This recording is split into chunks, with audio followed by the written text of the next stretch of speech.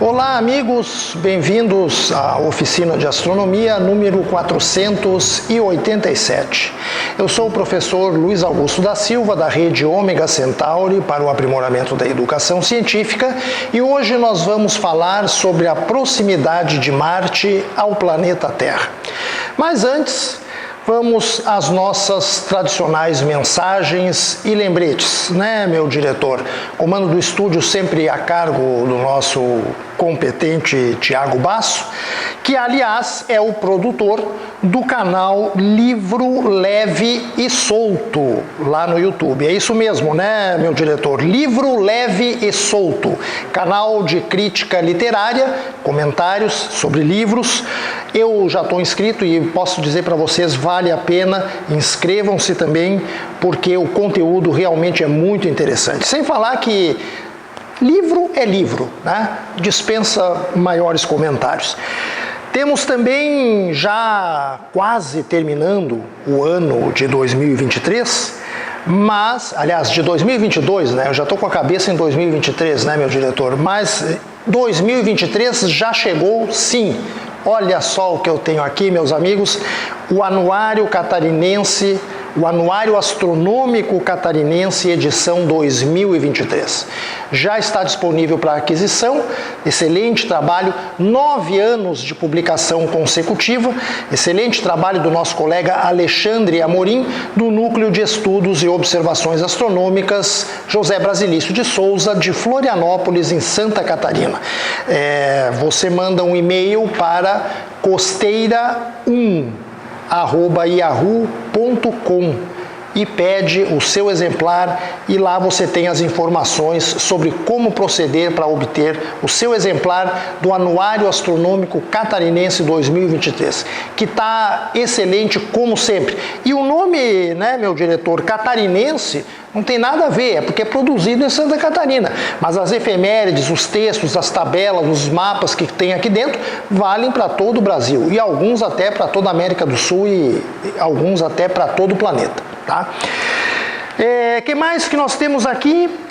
Não posso deixar de mencionar, continua aberta a vaquinha para o levantamento dos recursos necessários para a edição do próximo livro do nosso colega Rodrigo de Moura Visoni, lá da rede Ômega Centauri, no Rio de Janeiro.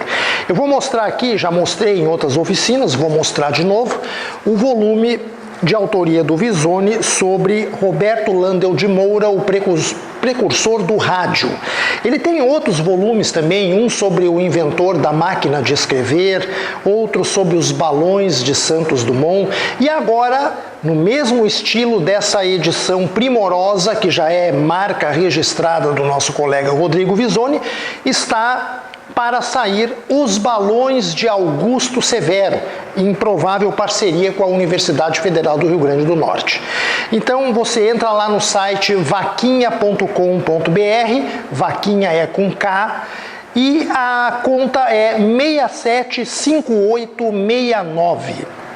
675869, e você vai estar contribuindo para o lançamento de mais esse trabalho, que certamente continuará com aquela tradição de excelência dos livros do Rodrigo Visoni.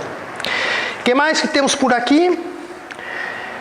Olha, tem novidades no site da rede Ômega Centauri, várias novidades. Tem um item lá no menu principal, a loja virtual, onde você pode adquirir as publicações e os demais produtos educacionais da rede Ômega Centauri. Tem um novo item também chamado Links Úteis, onde você pode obter endereços e informações sobre entidades, laboratórios, observatórios e sociedades astronômicas do Brasil e do exterior. E tem também links para acesso direto a grandes entidades internacionais, como o Greenpeace, a Fundação Greta Thunberg, a Sapienship, criada pelo Yuval Harari, lá em Israel, a Fundação Richard Dawkins para o pensamento racional. Tá? Então tem uma série de novidades lá no site. E aproveitamos também para informar a chave Pix da rede Ômega Centauri. Anote aí, Universo Astronomia, tudo junto, universoastronomia22@gmail.com. Através dessa chave você pode contribuir com a rede Ômega Centauri, tornar-se um membro apoiador, um sócio cooperador, pode fazer doações para o nosso canal das oficinas de astronomia, pode pagar pelos produtos, pelas publicações digitais ou impressas da rede, etc, etc. Então, universoastronomia22@gmail.com, a chave Pix da rede Ômega Centauri. Bem, meus amigos e minhas amigas das oficinas de astronomia, nós estamos praticamente encerrando a nossa 26ª temporada anual, nos preparando já para a temporada número 27. Na oficina de hoje nós vamos falar sobre a proximidade de Marte ao planeta Terra. Aqueles que prestam atenção no céu já devem ter visto um ponto luminoso muito brilhante que surge na direção do leste-nordeste logo após o escurecer. É o planeta Marte que mais uma vez está próximo da Terra. Nós estamos na melhor época do ano para observar Marte, porque Marte se encontra em oposição. Vejam as circunstâncias. O planeta esteve mais próximo da Terra no dia 30 de novembro, precisamente às 23 horas e 16 minutos, horário de Brasília, quando a distância até o nosso planeta era de apenas 81 milhões de quilômetros, ou 0,55 unidades astronômicas. A oposição de Marte ao Sol, que é quando o planeta localiza-se do lado oposto no céu ao lado em que se encontra o Sol, portanto é aquela condição de alinhamento, né? Você tem a Terra no meio, Marte de um lado e o Sol do outro. O ângulo entre o Sol e Marte, visto com vértice na Terra, é um ângulo de 180 graus. Essa é a característica da oposição. A oposição marciana ocorreu agora, no dia 8 de dezembro, às 2 horas e 41 minutos, horário de Brasília. Entretanto, mesmo que Marte esteja bastante luminoso, chamando bastante atenção, não se trata de uma aproximação das mais favoráveis que Marte pode fazer ao nosso planeta. Porque, doravante, até o ano de 2027, Marte estará progressivamente mais distanciado da Terra nas suas oposições. As oposições de Marte ocorrem a cada 780 dias, são cerca de 2 anos, é o que se chama período sinódico do planeta. A próxima oposição depois desta, que estamos tendo agora em 2022, vai ser em 16 de janeiro de 2025.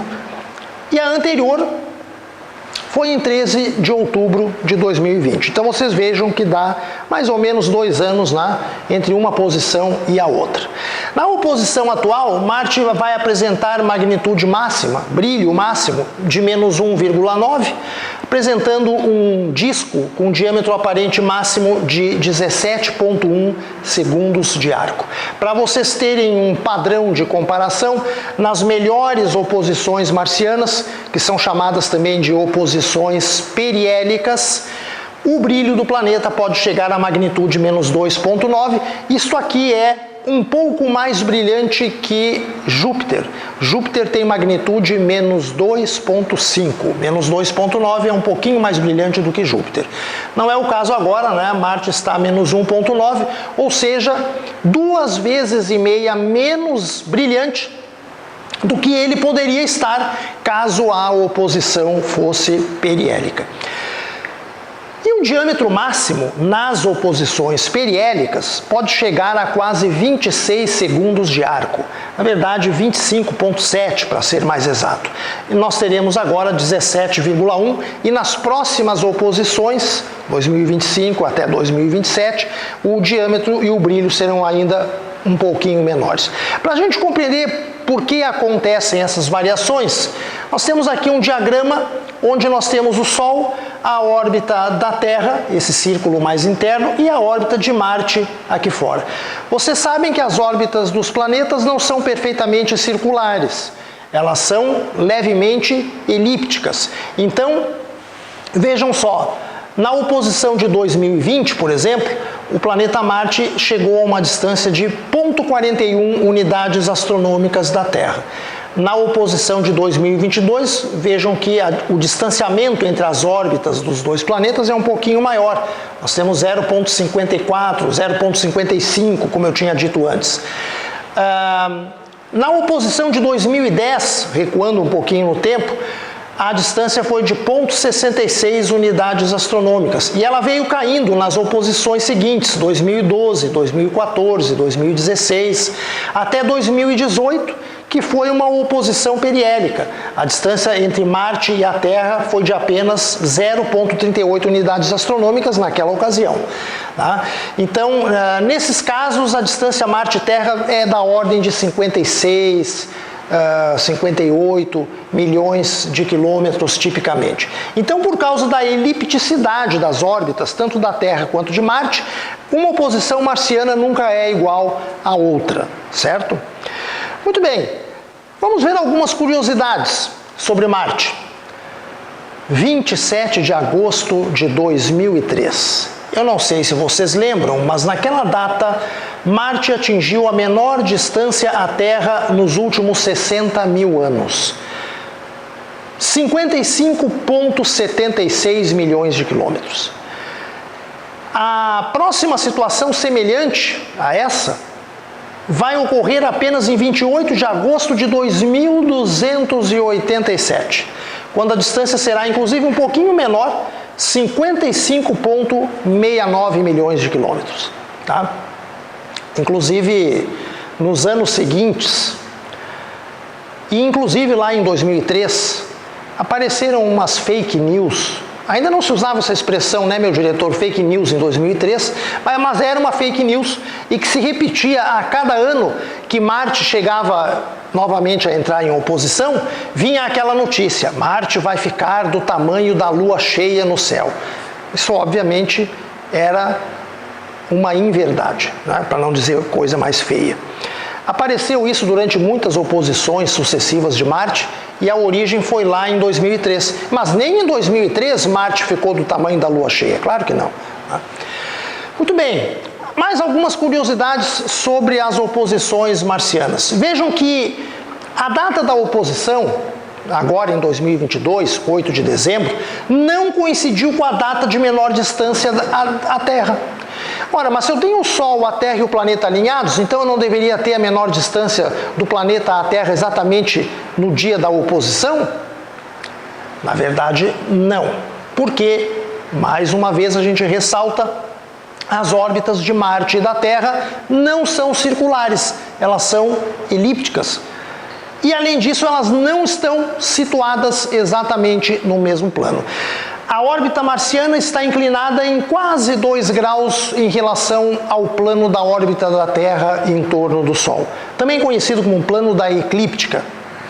E é por isso que a oposição e a menor distância do planeta à Terra não coincidem. Agora vejam outro detalhe. Por que o brilho máximo não coincide com a menor distância? Se vocês forem consultar lá a tabela do Anuário Astronômico Catarinense para 2022, né? Ainda estamos em 2022, vocês vão ver que aquela magnitude máxima que eu falei há pouco, menos 1,9, ela não ocorre no dia 30 de novembro, que foi o dia da menor distância do planeta à Terra. E sim, ocorre exatamente no dia da oposição, 8 de dezembro. Por que isso?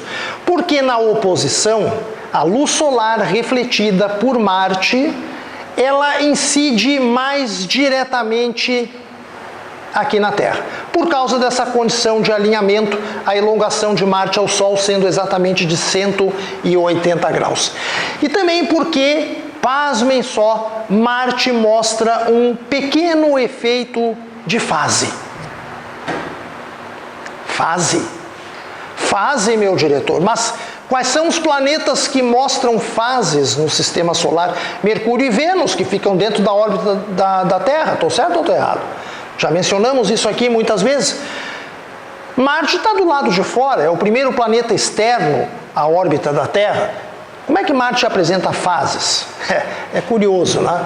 Mas devido à pequena diferença nas inclinações entre a órbita de Marte e a órbita terrestre em torno do Sol, e devido também ao ângulo entre o Sol e Marte visto da Terra, mesmo sendo um planeta externo, a gente pode ver Marte com um leve aspecto de fase, ou seja, ele não se apresenta 100% iluminado. O seu disco não se apresenta 100% iluminado. Tem um pedacinho escuro, isso se chama um aspecto giboso. Então, Marte pode mostrar uma fase gibosa, portanto, um efeito de fase. Ele não mostra um ciclo de fases completos, como Mercúrio e Vênus, claro que não, mas ele pode sim apresentar uma fase gibosa crescente ou minguante. E se a gente for olhar mais de perto, nós vamos perceber que essa fase será maior nas proximidades das chamadas quadraturas. O que é uma quadratura? Um planeta está em quadratura quando o ângulo entre ele e o Sol é de 90 graus. Claro, o ângulo entre ele e o Sol visto aqui da Terra. Isso é uma quadratura. Se vocês verificarem lá no Anuário Catarinense de 2022, no dia 27 de agosto desse ano, Marte estava com uma fase gibosa crescente, 85% iluminado. Portanto, tinha um pequeno filete escuro próximo da borda de Marte. No dia 30 de novembro, dia da menor distância à Terra, a fase já tinha crescido para 99,5%, e no dia da oposição, aí sim, atinge 100%. Então, Marte mostra esse pequeno efeito de fase pela sua proximidade com a Terra, pela diferença do ângulo de inclinação com relação à órbita terrestre, e também quando o ângulo é grande entre Marte e o Sol visto da Terra, da ordem de 90 graus, principalmente nas vizinhanças ali das quadraturas. Muito bem, outro detalhe, essa oposição de Marte que nós temos agora, ela acontece a poucos dias do equinócio marciano, que vai ser em 26 de dezembro desse ano. O que isso significa? Para um observador situado lá em Marte, o Sol vai cruzar a linha do equador celeste marciano, a projeção imaginária no céu de Marte da linha do equador daquele planeta. E isso marca o começo do outono para o hemisfério sul de Marte e o início da primavera para o hemisfério norte. Então vai esfriar no hemisfério sul marciano a partir dali e vai esquentar um pouquinho lá no hemisfério norte. Espera-se, portanto, que a calota polar norte entre em retrocesso, né, em diminuição, e a calota polar sul, com o passar das semanas e dos meses, vá incrementando a sua dimensão. Um observador que observar Marte sistematicamente ao longo das próximas semanas e meses poderá notar essa diferença de comportamento das calotas polares marcianas. Ao longo dos últimos 3 meses deste ano de 2022, Marte está em movimento retrógrado, ou seja, caminhando no céu de leste para oeste, de marcha ré, digamos assim, né, contrário ao movimento normal dos planetas, do Sol e da Lua, que é de oeste para leste em relação ao fundo das estrelas. Ele está na constelação do Touro, aproximando-se dos aglomerados das Íades e das Pleiades, que são famosos no céu de verão do hemisfério sul. O que vai acontecer em 2023? Bom, a elongação de Marte a partir do dia 8 de dezembro começa a diminuir, tá? Marte vai se afastando gradualmente da Terra, o seu diâmetro aparente vai diminuindo, a sua magnitude aparente vai diminuindo, o seu brilho vai diminuindo, e nós teremos o encerramento da atual aparição de Marte lá em 18 de novembro de 2023. O movimento direto, que é aquele movimento normal que se faz de oeste para leste, ele vai ser reassumido no dia 12 de janeiro. Claro que um planeta não engata marcha ré, né, meu diretor? Isso se deve à composição do movimento do planeta e do movimento da Terra em torno do Sol. O fato de que a Terra é mais rápida que Marte na sua órbita e, portanto, ultrapassa Marte. Quando a gente está numa estrada e ultrapassa um carro, o carro que está sendo ultrapassado, a gente tem a impressão que está indo para trás, mas na verdade ele continua indo para frente. É a mesma coisa que ocorre quando um planeta entra temporariamente em movimento retrógrado. Esta foi a oficina de astronomia número 487. Eu volto na próxima oficina. Até lá!